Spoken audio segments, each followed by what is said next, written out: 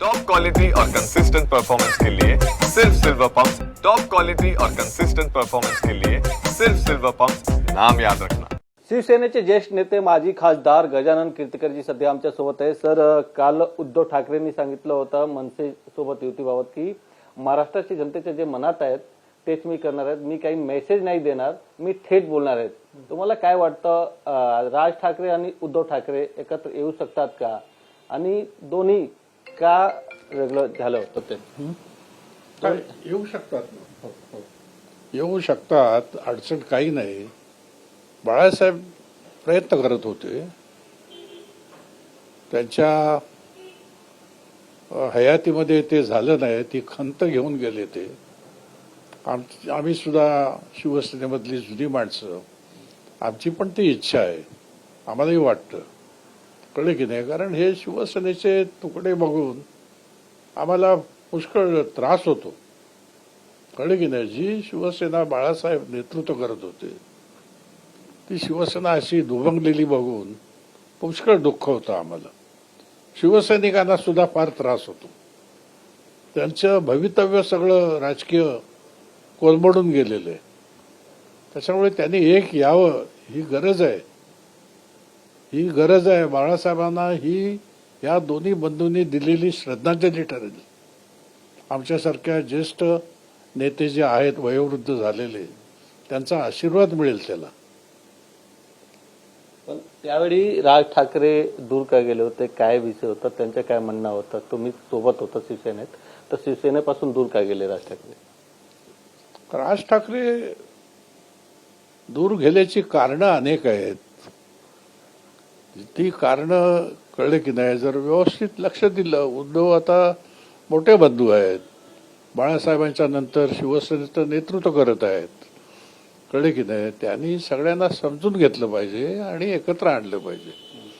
शिवसेनेचं नेतृत्व बाळासाहेबांनंतर आल्यानंतर बाळासाहेब ज्या वेळेला त्यांच्या कार्यकाळात त्यांची जी कार्यपद्धती होती, सर्वांना सामावून घेणं, कोणालाही नाराज न करणं, ज्याचं चुकलं असेल त्याला योग्य समज देणं, या पद्धतीने उद्धवजींनी कार्यपद्धती ठेवली पाहिजे।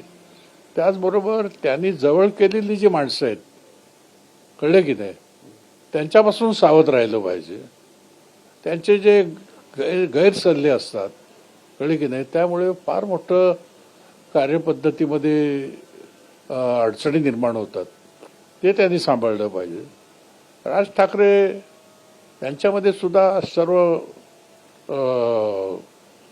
राजकारणामध्ये अत्यंत चांगल्या तऱ्हेने काम करण्याची त्यांच्यामध्ये कुवत आहे, त्यांना जवळ ठेवलं पाहिजे। त्यांचे बंधूच आहेत, बाळासाहेबांचे जवळचे आहेत ते, आम्हाला वाटतं ते तसं भावं दोघांचं म्हणून। पण तुम्ही एक इच्छा जाहीर केली आहे की तिन्ही लोक, राज ठाकरे, उद्धव ठाकरे आणि एकनाथ शिंदे, तिन्ही एकत्र यावं। हो, कशासाठी? तेव्हा कुठे एक संघ शिवसेना होईल। मग या ठिकाणी स्वतःच्या 100% राज्य करण्याची या ठिकाणी जी काय इच्छा ज्यांना कोणी झालेली आहे, त्याची ती इच्छा पूर्ण होणार नाही। हे जर तिघेजण एकत्र आले तर भक्कम अशी शिवसेना, पुन्हा सत्ता, पुन्हा ते वैभव, पुन्हा बाळासाहेबांचे विचार, हे सगळे मिळेल। एकत्र येऊन तर बघावं। पण आता उद्धव ठाकरे साहेब सोबत काँग्रेस आहे, शिंदे साहेब सोबत बीजेपी आहे, भाजप आहे, तर यांच्या काय होणार युतीच्या? त्यांनी ती युती तोडली पाहिजे। त्यांनी काय दोघांनी मिळून आपल्या स्वार्थासाठी दोघांना जवळ केलेलं आहे, कळले की नाही। त्यांनी आपली शिवसेना जी आहे ती बाळासाहेबांच्या विचाराची शिवसेना ही एकत्रपणे जर पुढे केली, त्यांनी जर सोडचिठी दिली काँग्रेसला, यांनी बीजेपीची दिली, तर बाळासाहेबांच्या वेळेची जशी शिवसेना हिंदुत्ववादी, राष्ट्रवादी, आक्रमक, कळले की नाही, मराठी माणसांचा सर्वांगीण विकास करणारी, जनतेच्या अन्यायाच्या विरोधात लढणारी शिवसेना ही पुन्हा प्रगट होईल आणि पुन्हा सत्तास्थानी पोहोचेल महाराष्ट्रात। आता काही दिवसापासून एक सध्या ठाकरे ब्रँड सुरू आहे की उद्धव ठाकरे ठाकरे ब्रँड आहेत की राज ठाकरे आहेत? तुम्हाला काय वाटतं, कोण आहेत ठाकरे ब्रँड? अरे दोघे जण आहेत, असं काय करतात? ठाकरे ब्रँड काय एकटे उद्धव ठाकरे नाही आहेत. ठाकरे ब्रँड उद्धव ठाकरे आहेत, आदित्य ठाकरे आहेत, राज ठाकरे आहेत, अमित ठाकरे आहेत. हे ठाकरे ब्रँड आहेत. रामदास कदमनी यांनी सांगितले आहेत की उद्धव ठाकरे जेव्हा तुम्ही शिवसेनेत होते दोघी, उद्धव ठाकरेंनी तुम्हाला संपवण्याचा प्रयत्न केला. आमच्यासोबत रामदास कदम सोबत काय झालं या सर्वांनी माहीत आहे. कसा प्रकार होता, काय झालं होतं नक्कीच? नाही, संपवण्याचा प्रयत्न असं मी नाही म्हणू शकत, कळलं की नाही? कारण मी मगाशी सांगितलं की बाबा मला माझा अपमान जो आहे तो जिवारी लागला. ते पद महत्वाचं नाही, मंत्रीपद, पण माझ्यापेक्षा ज्युनियर माणूस मंत्री करता तुम्ही. मी एवढा लोकसभेमध्ये ज्येष्ठ आणि निष्ठावंत, त्याला बाजूला करता. त्यानंतर 19ला गटनेता निवडला, तो सुद्धा मी एवढा ज्येष्ठ असून मला साईडलाईन केलं. आता त्या लोकसभेमध्ये इतर पक्षाची लोक सुद्धा जे आहेत नेते, ते पण विचारतात ऐसा कैसा हो गया आपके पार्टी में, ये क्या चल रहा है? म्हटलं ये तो दुःख आहे ना. त्याच्यामुळे काय मोठं पद घेऊन काय गाजवायचं नव्हतं मला, पण राजकारणामध्ये पदाच्या बरोबर मान अपमान सुद्धा महत्वाचा असतो.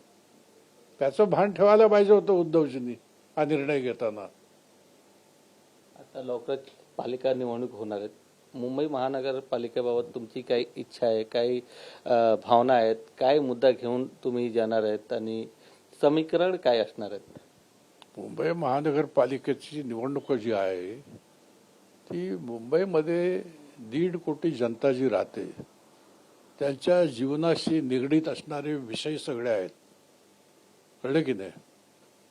जे नागरी सुविधा लागतात त्या, किंवा पाणी पुरवठा, स्वच्छता, सार्वजनिक वाहतूक, ह्याच्यावरती जास्तीत जास्त लक्ष दिलं पाहिजे. आता नाले सफाई झाली की नाही? नाले सफाई झाली नाही म्हणून त्या ठिकाणी पूर आले, जनजीवन विस्कळीत झालं. म्हणजे दैनंदिन जीवनाशी निगडीत असणारा मुंबई महानगरपालिका हा विषय आहे, कळले की नाही? त्यांना ती सुविधा, जसं बाळासाहेब असताना बारीक सारीक गोष्टीकडे लक्ष देत होते बाळासाहेब, तेवढं लक्ष पुरवलं गेलं पाहिजे. मी जिंकलो की तो जिंकलो हा महत्वाचा विषय नाही. महापौर माझा का महापौर तुझा हा विषय नाहीये. जनतेला सेवा जी लागते, कारण राज्य सरकार, केंद्र शासन यांची सेवा ही टप्प्याटप्प्याने मिळते.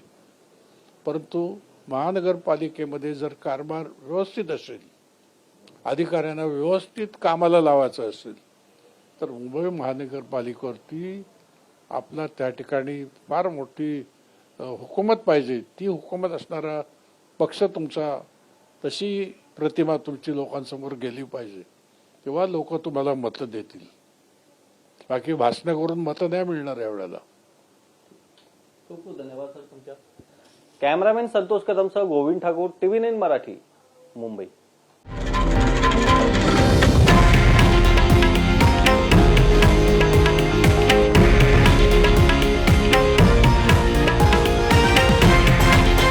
हे आहे देशातील नंबर 1 न्यूज नेटवर्क आणि आपण पाहत आहात TV9 मराठी, एकमेव.